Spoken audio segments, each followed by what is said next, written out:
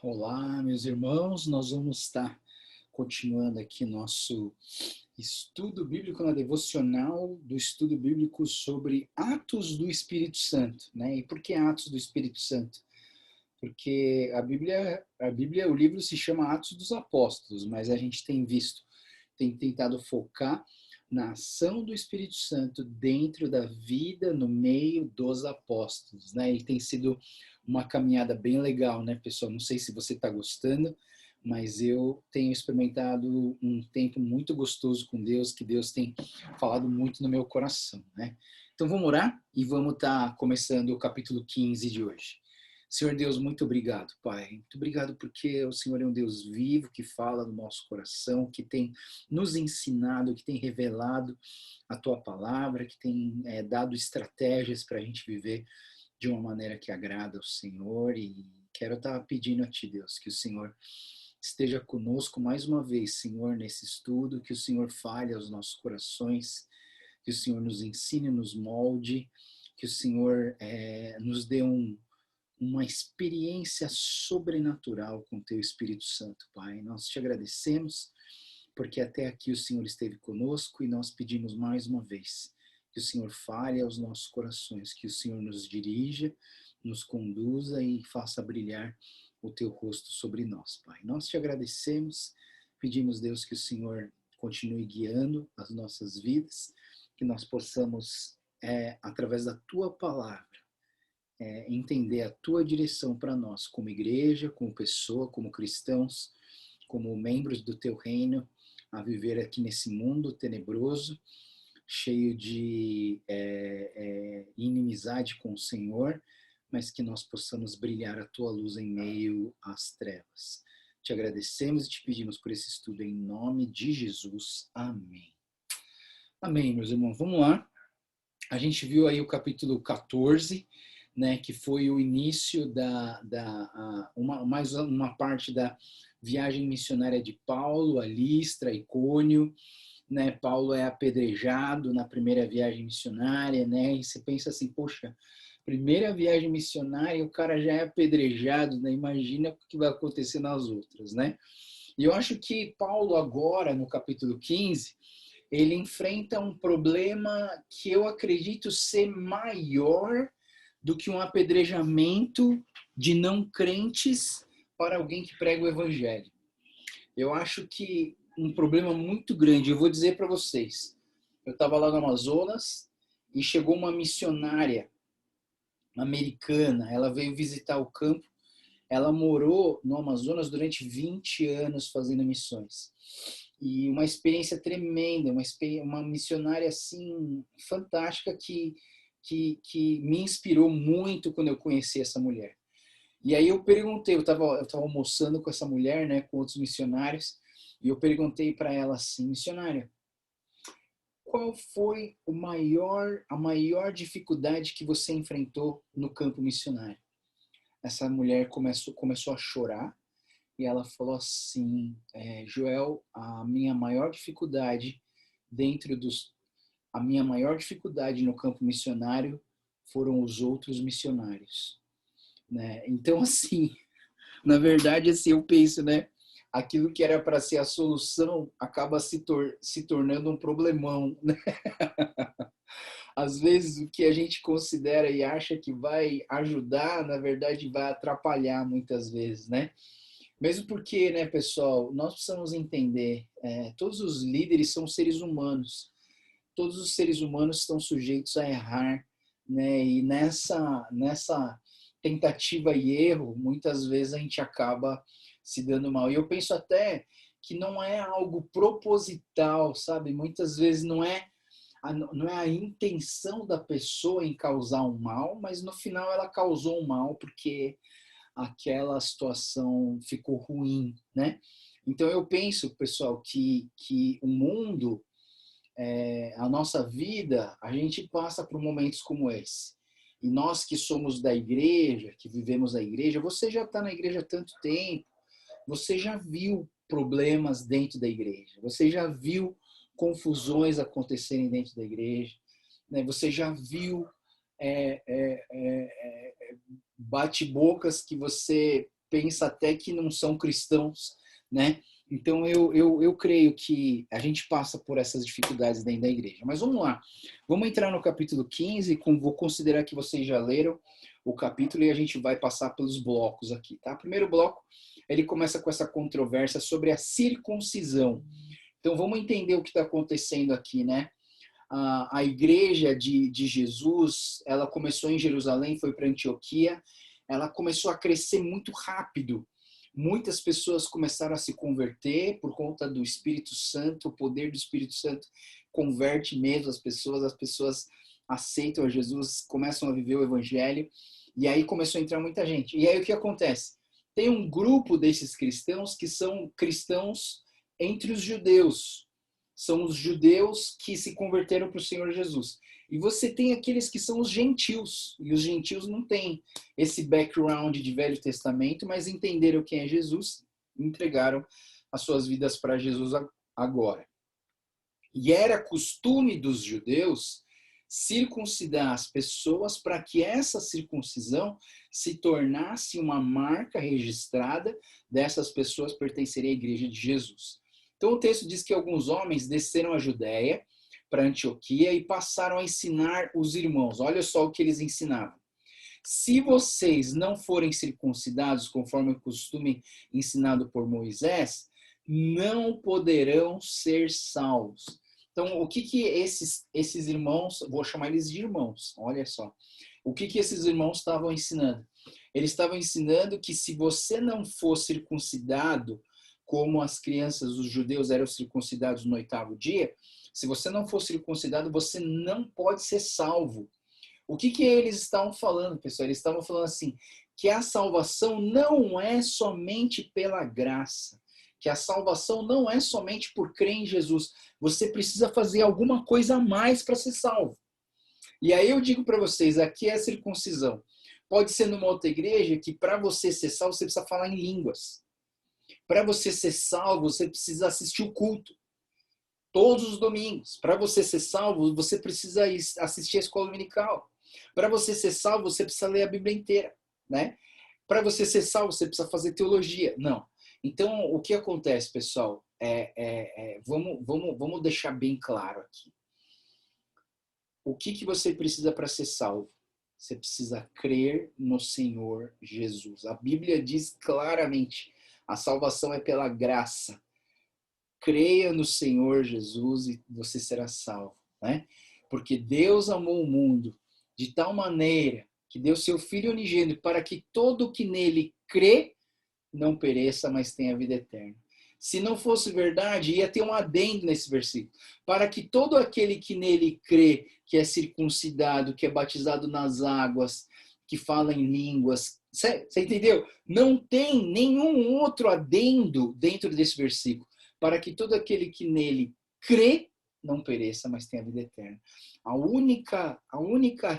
O requisito único e básico para a sua salvação é crer no Senhor Jesus. Mas, depois que você crê no Senhor Jesus, você passa a viver o cristianismo, né? E aí, o que é viver o cristianismo? Aí sim, é ler a palavra, é ser batizado nas águas, participar dos cultos. Tudo isso tem a ver com a vida do crente. Então, isso levou Paulo e Barnabé a uma grande contenda e discussão contra eles, né? Com eles, né? Então, houve uma discussão aí sobre essa questão. E assim, Paulo e Barnabé foram designados. E aqui eu estou falando para vocês, é uma coisa muito importante que a gente precisa pensar, que são estratégias. Então, para a gente lidar com alguns assuntos, assim, se você não tiver o conhecimento teológico sobre esse assunto, você não vai conseguir resolver esse assunto, não é verdade?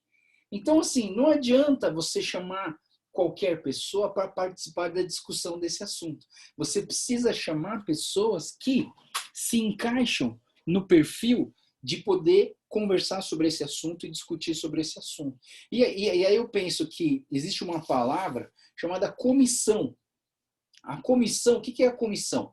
Então, assim, por exemplo, a gente tem a nossa igreja, a gente tem um problema do elevador. A gente precisa reunir todas as 250 pessoas da igreja para decidir o problema do elevador? Não. O que a gente faz? A gente comissiona a equipe de infraestrutura para resolver esse problema. Você entende? Então, para cada tipo de problema, a gente cria uma comissão, um grupo de pessoas capacitadas para pensar e juntos resolverem esse problema. Só que aí o que acontece? Nós, como igreja, nós precisamos confiar nesse grupo. Por isso que esse grupo é eleito.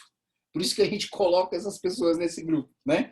Por quê? Porque a gente confia nessas pessoas. Então, Paulo e Barnabé foram designados para pensar nessa questão. E juntamente com os outros, para irem a Jerusalém e tratar dessa questão com os apóstolos e os presbíteros. Então, como esse assunto se tornou um assunto polêmico, então eles fizeram uma comissão para que Paulo e Barnabé levassem essa problemática para Jerusalém para discutir entre os apóstolos, que eram aqueles que andaram com Jesus, e os presbíteros, que eram os pastores locais das igrejas ao redor ou da igreja de Jerusalém, né? A igreja os enviou, aqui diz assim, a igreja os enviou, e ao passarem para a Fenícia e Samaria, contaram como os gentios tinham se convertido, e essas notícias alegraram muito a todos os irmãos. Chegando a Jerusalém, foram bem recebidos pela igreja, pelos apóstolos, pelos presbíteros, que relataram tudo que Deus tinha feito por meio deles. Então se levantaram alguns do partido religioso dos fariseus que haviam crido e disseram: é necessário circuncidá-los e exigir deles que obedeçam à lei de Moisés. Então, pessoal, em todo lugar a gente vai ter oposição, né? E eu penso, pessoal, que às vezes uma certa oposição ela é necessária, né? E ela traz para você uma atenção maior, né? Quando você tem uma oposição, você cuida melhor daquilo que você acredita, né? Então eu penso que sempre vai existir gente do contra, pessoal. Sempre vai existir gente para causar confusão, né? E aqui essa confusão começou em Antioquia, mas agora em Jerusalém ainda tem esses que eram ex-fariseus, né? Eles não eram mais fariseus, eles eram fariseus, mas eles se converteram, e esses ex-fariseus estão falando o quê? É necessário circuncidar os gentios. E aí vem essa questão, né? Teve a reunião dos apóstolos e dos presbíteros em Jerusalém. Os apóstolos e os presbíteros se reuniram em Jerusalém para considerar essa questão. Depois de muita discussão, Pedro levantou-se e dirigiu-se a eles e disse: irmãos, vocês sabem que há muito tempo Deus me escolheu entre vocês para que os gentios ouvissem de meus lábios a mensagem do evangelho e crescem. Então, Pedro está falando algo que Jesus deixou no coração dos discípulos, né? Que era não levar o evangelho só para os judeus, mas para todo mundo, né? E eu acredito que Pedro aqui, ele está entendendo a palavra do Velho Testamento que diz: Israel, eu sou o seu Deus, você é o meu povo, e você vai ser luz para as nações, ou seja, através do meu relacionamento com Israel, todo mundo vai entender o relacionamento que eles deveriam ter com Deus. Então, Pedro está esclarecendo e está dando essa direção para as pessoas. Daí ele fala assim: Deus, que conhece os corações, demonstrou que os aceitou, dando-lhes o Espírito Santo. E aí é legal, pessoal, a gente entender que esse Espírito Santo ele foi dado a todos, e não somente aos judeus, e não somente aquele que é chamado de povo escolhido. Nós somos o povo escolhido hoje, né? Então, o Espírito Santo tem sido derramado sobre todas as pessoas, e não fazendo acepção de pessoas, a não ser que você pense que essa pessoa não crê em Jesus. Uma pessoa, deixa eu deixar bem claro, tá, pessoal? Uma pessoa que não crê em Jesus não consegue receber o Espírito Santo na vida dela, né? Por quê? Porque o pré-requisito para que o Espírito Santo flua dentro de nós é a nossa crença em Deus, a nossa crença no Senhor Jesus, né? Então, assim, o Espírito Santo pode agir nas pessoas para as coisas acontecerem, talvez sim numa forma geral, mas evangelizar alguém, se você não tem Jesus no coração, eu não acredito que isso é possível, né? Mas assim, nós podemos, de repente um filme que você assistiu nem é cristão, mas fez com que você apontasse para Deus, foi a obra do Espírito Santo direto no seu coração para que você conhecesse o Senhor Jesus. Então, o Espírito Santo, ele molda, ele direciona, ele dá uma direção nas nossas vidas, mas ele age em pessoas que entregaram suas vidas para Deus. Aí o texto continua, como antes tinha concedido, ele não fez distinção alguma entre nós e eles. Entre nós quem? Os judeus e os gentios convertidos. Os judeus e os gentios convertidos, visto que purificou seus corações pela fé. Então, por que agora vocês estão querendo tentar a Deus, impondo sobre os discípulos um jugo que nem nós, em nosso antepassado, conseguimos suportar? Olha só o que Pedro está falando, é interessante, né? Primeiro eu queria deixar isso claro, quando o Pedro ele fala discípulos, ele não está falando dos 12 discípulos, Pedro, Tiago, João, Bartolomeu, André, não, ele está falando de todas as pessoas que se converteram ao Senhor Jesus, hoje são chamadas de discípulos, né? Então é muito importante a gente ver essa perspectiva de que todo cristão é um discípulo. Todo cristão é um discípulo.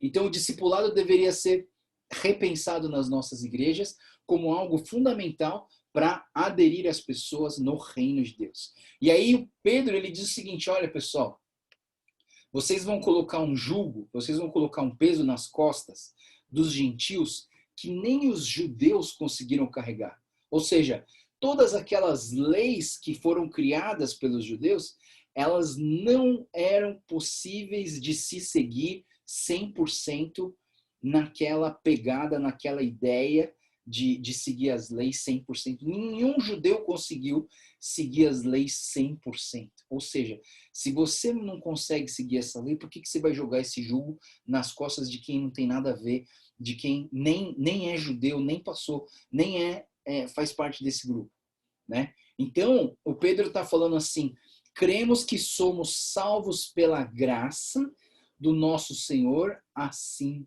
também como eles. E aí eu digo para vocês mais uma vez, qual é o pré-requisito para a salvação de alguém? Crer no Senhor Jesus e só, né? Não, você não é salvo porque você vai na igreja, você não é salvo porque você lê a Bíblia, você não é salvo porque você dá dízimo, você não é salvo porque você foi batizado nas águas, não. A salvação vem antes. A salvação vem porque eu criei no Senhor Jesus. Eu creio no Senhor Jesus e é por isso que eu sou salvo. Aí o que acontece?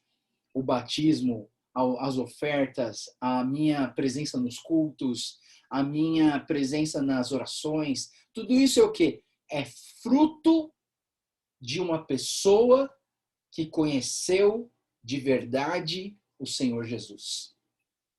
E aí talvez você entre numa pergunta, poxa pastor, mas não é todo mundo que entra na sala de oração, não é todo mundo que lê a Bíblia do jeito que aquele outro está lendo, não é todo mundo que assiste o culto com vontade. Então aí a gente começa a ver a Bíblia fala o que em Gálatas?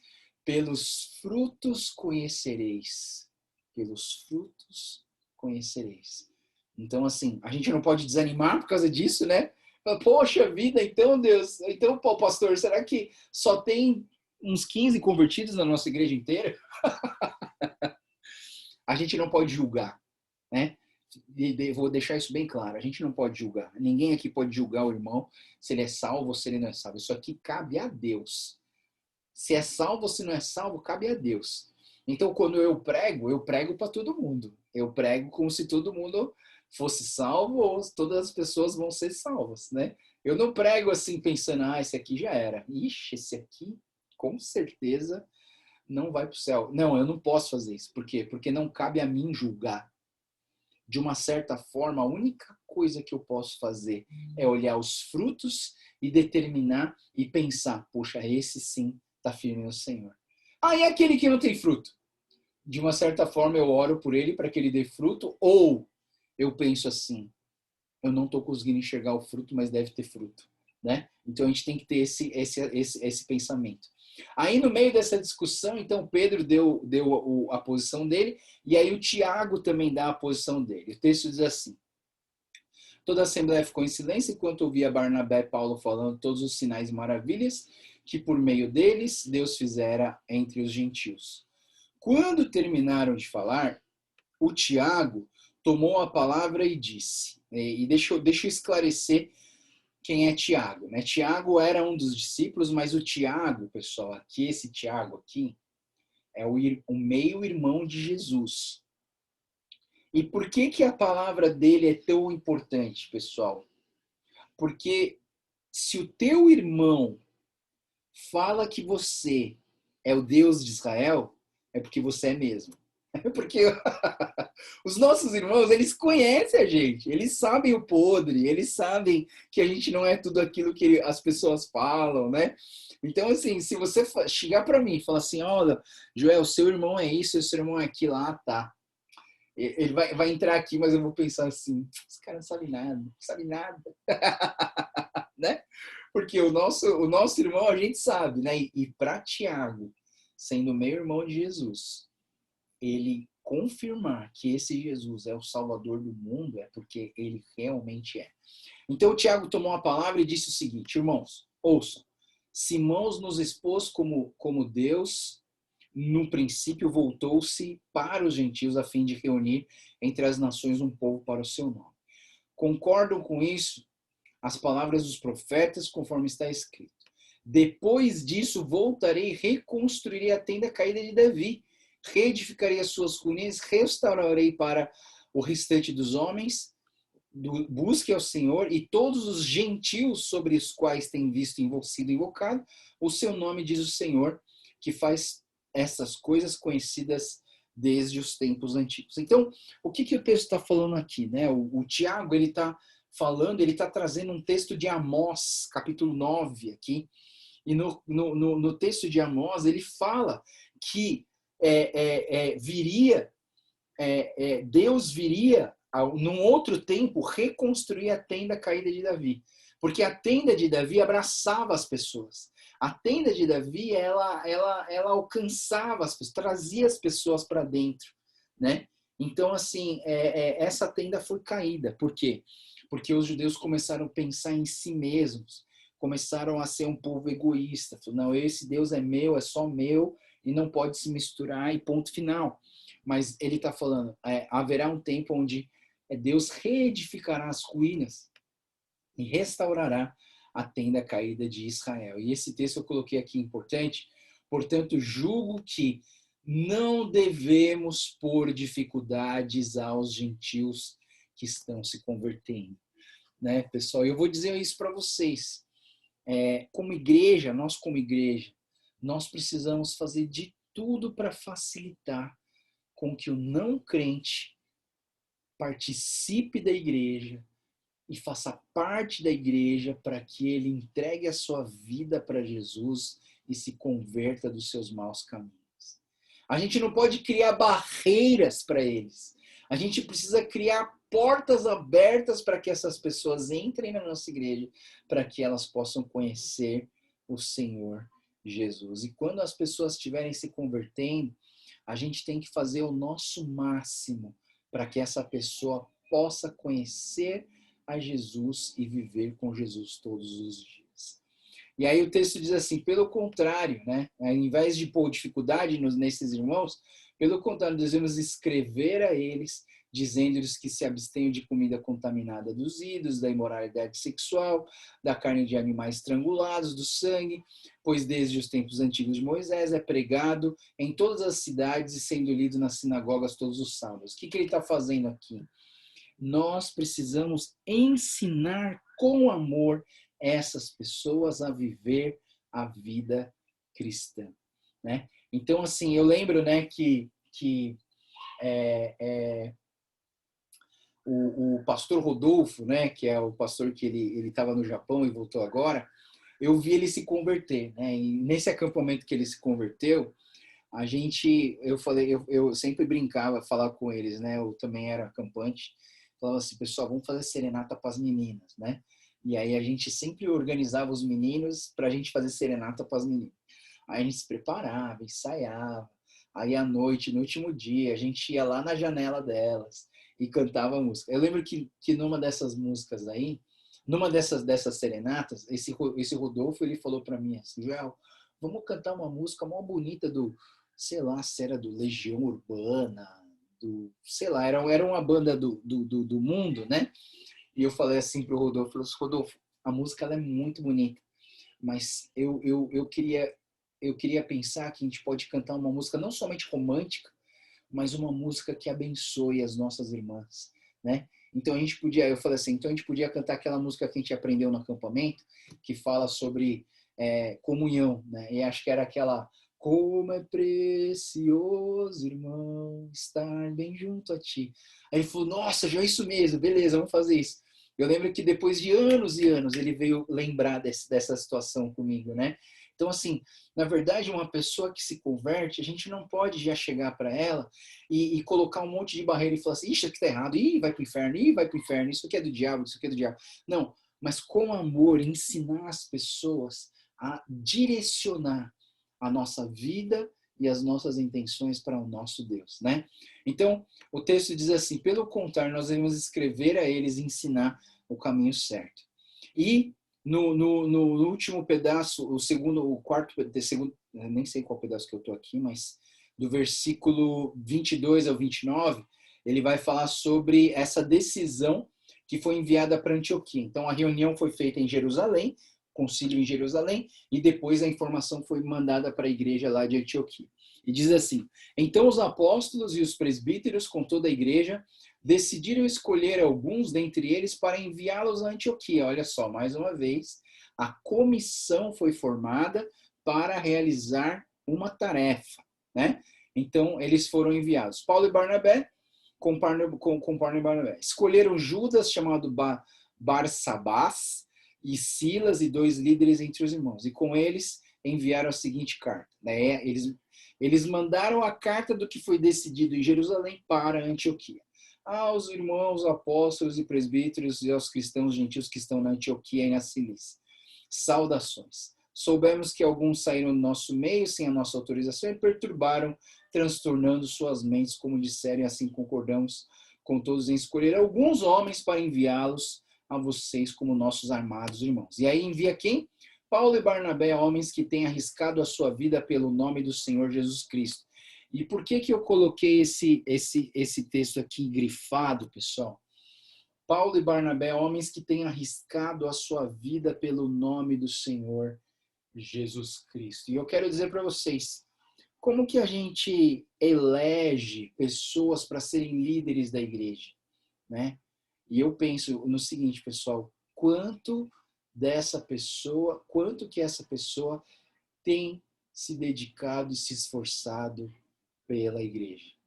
Quanto que essa pessoa não reclama, mas tenta ajudar e fazer com que essa igreja ande para frente, né? Então, assim, quantas dessas pessoas têm se doado, têm se arriscado, têm se dedicado para o crescimento dessa igreja, né? E eu penso que Paulo e Barnabé, eles foram citados como líderes, por quê? Porque eles são homens que têm arriscado a vida pelo nome do nosso Senhor Jesus Cristo. E aqui fica um pensamento meu, tá, pessoal? Isso aqui é um pensamento meu. Como que um líder tem mais autoridade do que o outro? E aí eu penso o seguinte, pessoal, aqueles líderes que se doam mais, que se dedicam mais, que se empenham mais, eles, de uma certa maneira, não é porque eles querem ou eles manipulam para isso, mas eles, de uma certa maneira, acabam tendo mais autoridade dentro da igreja, né? E eu acho que eu vejo isso aqui em Paulo. Paulo e Barnabé, homens que têm se arriscado a vida pelo nome do Senhor Jesus Cristo. Esses são pessoas que têm autoridade. Então, a autoridade espiritual vem pela qualidade do serviço que essas pessoas prestam ao reino de Deus. Portanto, estamos enviando Judas e Silas para confirmarem verbalmente o que estamos escrevendo. Olha só, pareceu bem ao Espírito Santo e a nós não impor a vocês nada além das seguintes exigências necessárias. E essa frase aqui, ela é fantástica, né, pessoal? Porque o Espírito Santo, ele agiu totalmente nessa reunião para que as decisões fossem concluídas. É por isso que reuniões como a Assembleia da Igreja, Planejamento da Igreja, reuniões da JUAD, reuniões de infraestrutura, reuniões de comissão de chapa, reuniões de comissão de gabinete pastoral, todas essas reuniões, elas precisam estar debaixo da autoridade do Espírito Santo, guiadas pelo Espírito Santo e pela palavra de Deus para direcionar a igreja.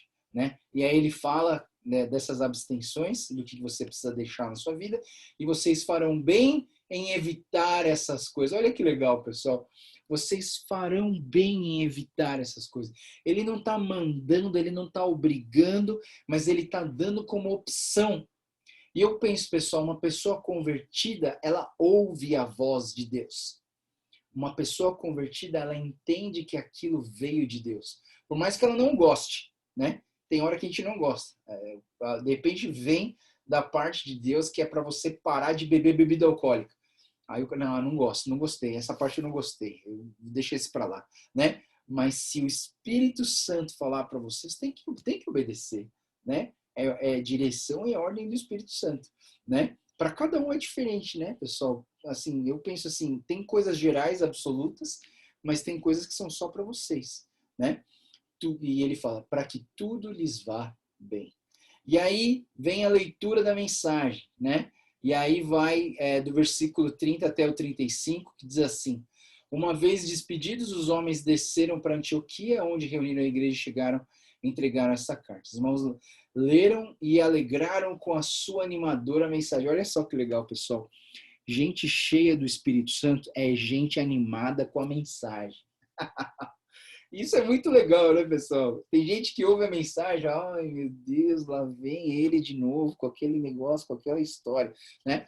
Mas eu creio que pessoas cheias do Espírito estão sempre animadas com a mensagem de Deus. Aí diz aqui, Judas e Silas, que eram profetas, encorajaram e fortaleceram os irmãos com muitas palavras. Isso aqui é obra do Espírito Santo, pessoal. Obra do Espírito Santo. O Espírito Santo está profetizando, falando, encorajando as pessoas, guiando as pessoas para andar nos caminhos do Senhor. Tudo isso é ação do Espírito Santo. Tendo passado algum tempo ali, foram despedidos pelos irmãos com a bênção da paz para voltarem aos que tinham sido enviados. Mas Silas decidiu ficar ali. Paulo e Barnabé permaneceram em Antioquia, onde com muitos outros ensinavam e pregavam a palavra do Senhor. E eu percebo aqui, né, pessoal, o dom de Paulo e Barnabé estava focado na questão do ensino, né? O Espírito Santo, ele ensinava através de Paulo e Barnabé. E a palavra era pregada para as pessoas, né? Então era muito importante isso. E aí começa, então, a estruturação da segunda viagem missionária e a separação de Paulo, e a gente vai ver mais um conflito aqui entre os irmãos. Algum tempo depois, Paulo disse a Barnabé: voltemos para visitar os irmãos de todas as cidades onde pregamos a palavra do Senhor para ver como eles estão indo. Então, olha só o coração de Paulo. Paulo, ele tinha esse coração conector, esse coração construtor, de construir a mensagem, a doutrina, a palavra de Deus na vida das pessoas. Só aquela passada que ele deu para plantar aquela igreja não era suficiente, então ele tinha que passar lá de novo. Ele falou, Barnabé, vamos passar nas cidades de novo, para a gente confirmar a palavra que está sendo dada, que foi dada para eles. Aí o que aconteceu? Barnabé queria levar João, também chamado Marcos. Quem era João Marcos, né? E aí você vê lá no comecinho, né, do capítulo 13, que o João Marcos, ele desistiu no meio da primeira viagem missionária saindo de Jerusalém. E aí o Barnabé, que tem esse coração perdoador, esse coração agregador de pessoas, ele queria trazer o João Marcos para ele. Mas aí o que aconteceu? Paulo não achava prudente levá-lo, pois ele, abandonando-os na Panfilha, não permanecera com eles no trabalho, né? E aí eu vejo que assim, a gente vê uma diferença entre Paulo e Barnabé agora. Paulo, ele tinha um conceito de eficiência muito grande. Paulo, ele tinha esse coração de mestre muito grande, mas o Barnabé tinha um coração pastoral maior do que o de Paulo. Barnabé, ele tinha esse aspecto de trazer as pessoas para perto e não de criar barreiras. Aí eu penso, né? O que é mais importante? As nossas convicções ou as pessoas, né? Eu sou uma pessoa um pouco mais parecida com Barnabé, né? Eu prefiro estar com as pessoas, né? Mas eu conheço pessoas que são tipo Paulo, né? Que, a verdade é essa, ela tem que ser assim, e doa quem doer, tem que ser assim, ponto final. Mas se você não gosta de mim, fica à vontade, vai para onde você quiser, né? Eu conheço pastores assim, né? E quem está certo, quem está errado? Não tem certo e errado aqui. Por quê? Porque as pessoas são diferentes, porque os pastores são diferentes, né? E eu penso que alguns são mais parecidos com Paulo, ou focados mais no trabalho do que nas pessoas, e alguns são mais que nem Barnabé, mais focado nas pessoas do que no trabalho, né? E não tem erro aqui. Não é errado pensar da forma de Barnabé, não é errado pensar na forma de Paulo, né? Mas eu vejo que nesse problema, Barnabé teve um coração mais voltado para as pessoas e Paulo teve um coração mais voltado para a eficiência do trabalho. Eles tiveram um desentendimento tão sério que se separaram. Barnabé, levando consigo Marcos, navegou para Chipre, e Paulo escolheu Silas e partiu encomendando pelos irmãos a graça do Senhor. Paulo, então, passou pela Síria e pela Cilícia, fortalecendo as igrejas, né? E eu penso o seguinte, né, pessoal, que a missão foi dada, a missão foi cumprida, sim. A missão foi dada, a missão foi cumprida, mas a gente precisa pensar que não é porque separou que nunca mais vai se ver, você entende? Às vezes, uma discussão, algum ponto que nos separa, não necessariamente vai fazer com que eu seja inimigo dessa pessoa.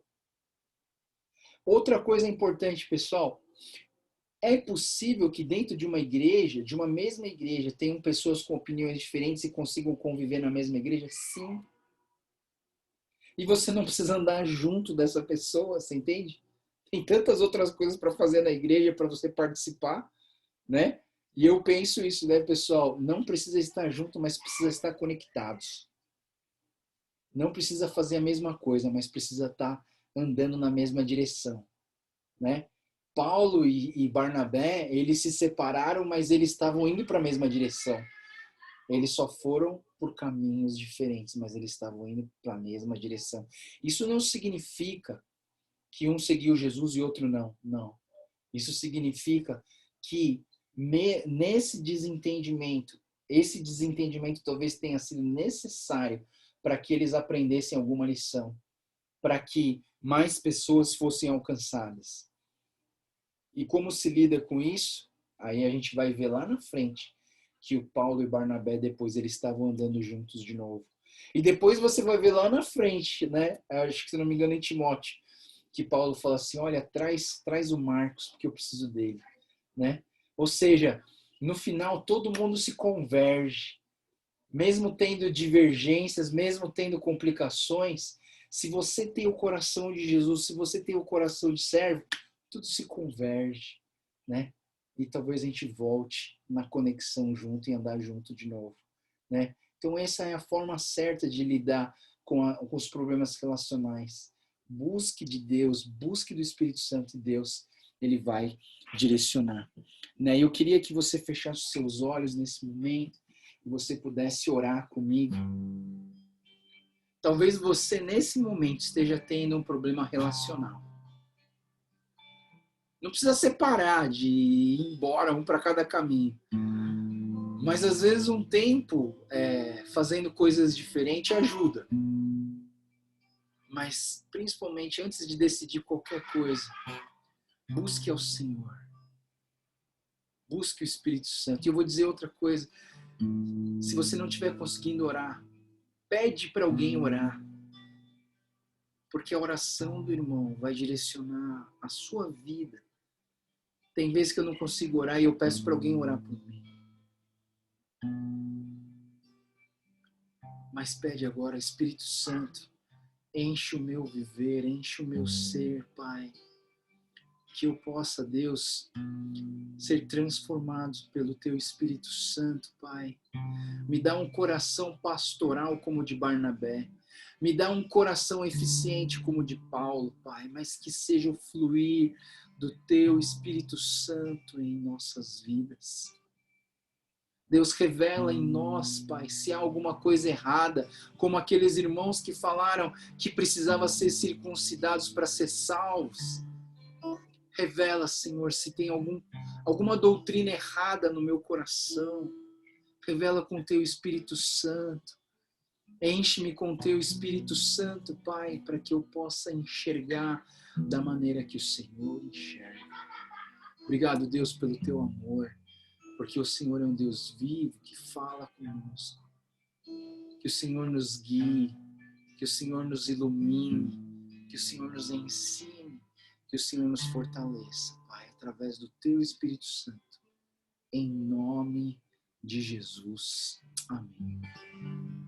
Amém, meus irmãos. Deus abençoe e a gente se vê no capítulo 16. Até lá. Tchau, tchau.